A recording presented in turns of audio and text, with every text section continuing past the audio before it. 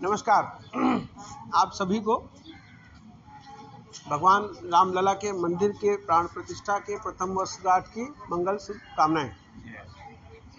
आज के बौद्धिक सत्र के अंतर्गत हम रामलला के मंदिर प्राप्ति के संदर्भ में अपने विमर्श को नई दिशा, नई गहराई देने का प्रयास करेंगे। सिंधु घाटी की सभ्यता से निकले हुए सभी सनातनियों के लिए उद्देश्यपूर्ण जीवन यापन के, अर्थपूर्ण जीवन यापन के, सामंजस्यपूर्ण जीवन यापन के, उपयोगी जीवन यापन के आचार संहिता भगवान श्री राम बालक रूप में अयोध्या के राम जन्मभूमि पर पधार चुके हैं। उनका विराजमान वहाँ हो चुका है।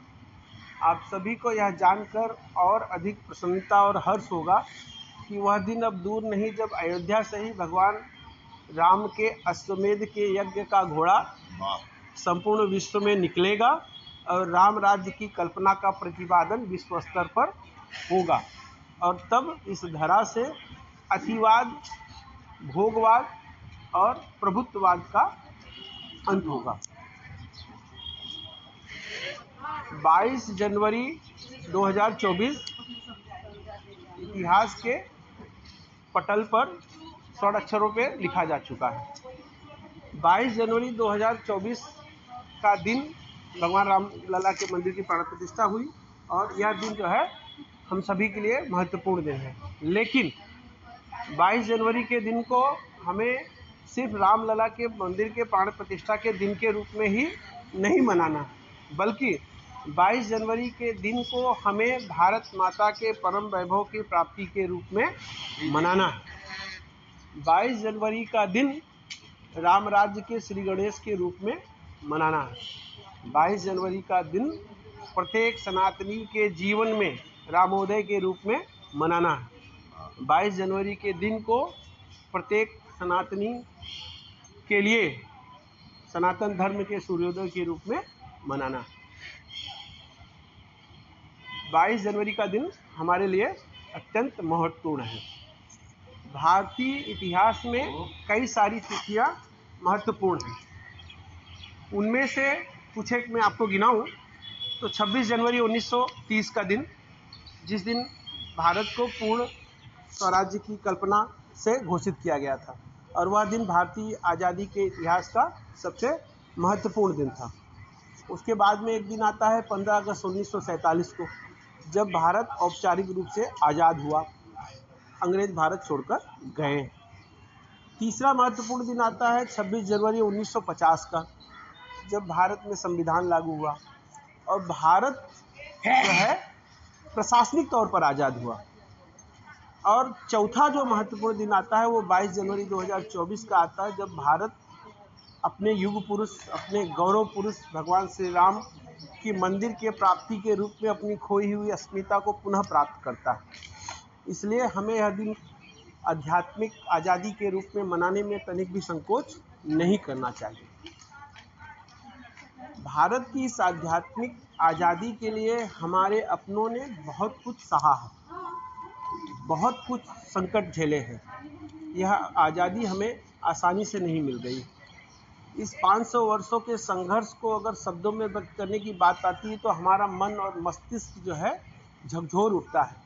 ये इसकी चर्चा मात्र से हमें कष्ट होता है।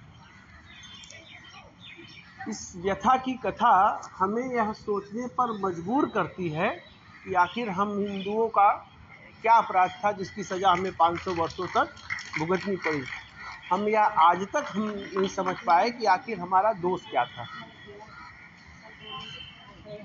हम सर्वे भवन्तु सुखिनः के हिमायती, जिसमें हम सभी के सुख की कामना करते हैं, आखिर हमसे किसी को क्या कष्ट हो सकता है। हम वसुधैव कुटुंबकम को मानने वाले लोगों से आखिर उन्हें क्या कष्ट है, हम यह आज तक नहीं समझ पाए। हम यह आज तक नहीं समझ पाए कि उन आतताइयों को और उनके समर्थकों को उनके अपराध का अपराध बोध आज तक क्यों नहीं हुआ। यह एक सोचने की बात है। राम मंदिर के विवाद को 500 वर्षों तक विवादास्पद बनाए रखा गया। आज़ादी के बाद के भी 7-8 दशक तक इसे विवादास्पद बनाए रखा गया। हमें एक चीज़ और भी सोचने की ज़रूरत है कि आखिर इसे 500 वर्षों तक विवादास्पद बनाए क्यों रखा गया। अयोध्या जहां भगवान राम ने जन्म लिया, क्या इस बात पर कोई विवाद हो सकता है?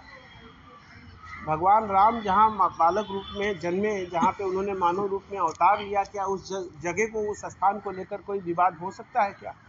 राम जन्मभूमि अर्थात राम की जन्मस्थली, क्या इस बात को लेकर कोई विवाद हो सकता है? हमारे हजारों वर्ष के प्रमाणित ग्रंथ जब स्पष्ट रूप से अयोध्या को भगवान राम की जन्मभूमि बता रहे हैं, फिर भी क्या राम मंदिर को लेकर कोई विवाद हो सकता है क्या? लेकिन विवाद किया गया, विवाद 500 वर्षों तक किया गया। हमें यह जानने की ज़रूरत है कि आखिर यह विवाद क्यों किए गए। यह मूल्यांकन हमें करना होगा और इतिहास यह मूल्यांकन हमसे बार बार कराता रहेगा। यह एक शोध का विषय है। शोध के विद्यार्थियों को इस पर शोध करना चाहिए कि आखिर यह विवाद क्यों किया गया। इस शोध से क्या होगा?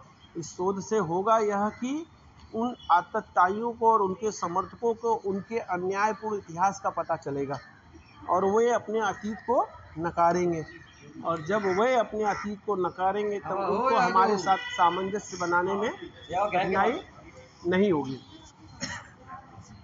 तो यह विषय जो है शोध का है, यह विषय चिंतन का है।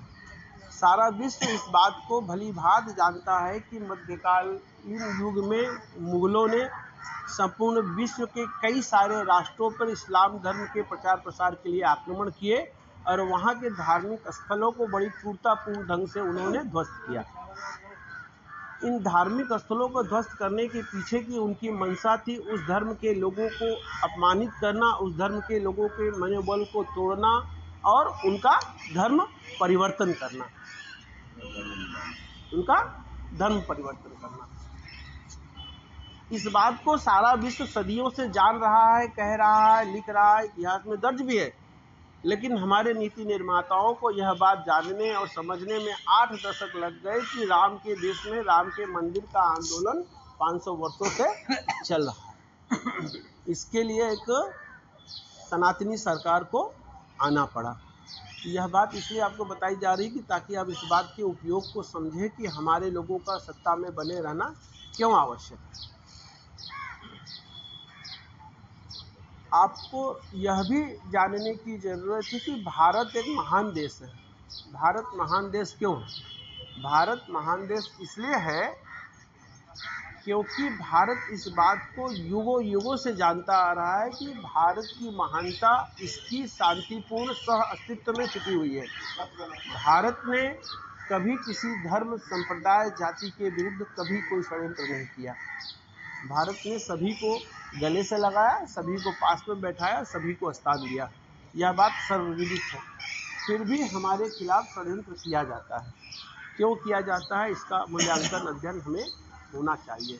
हमारे आपसी द्वंद्व हो सकते हैं और बड़ी स्वाभाविक बात है। भाई भाई भी आपस में लड़ते हैं, बाप बेटे भी आपस में लड़ते हैं, पति पत्नी भी आपस में लड़ते हैं। तो हमारे बीच द्वंद्व होना, हमारे बीच बैर होना, हमारे बीच किसी बात को लेके कटुता होना, यह तरीक भी जो है अस्वाभाविक बात नहीं है। लेकिन हमारा उद्देश्य जो है वह भटकना नहीं चाहिए। हमारा उद्देश्य इस बात को लेके बिल्कुल स्थापित रहना चाहिए कि कहाँ पे हमें किस दृष्टि से काम करना है। तो अंत में मैं आप लोगों से इतना ही कहना चाहूँगा कि आज के दिन के महत्व को आपको समझना है, लोगों को समझाना है। आज के दिन को आप साधारण तरीके से न लीजिए। यह दिन जो है हमारे जीवन का सबसे अधिक गौरवपूर्ण दिन है और जो दिन की गौरव अस्मिता को बनाए रखना हम सभी आपका दायित्व है। धन्यवाद।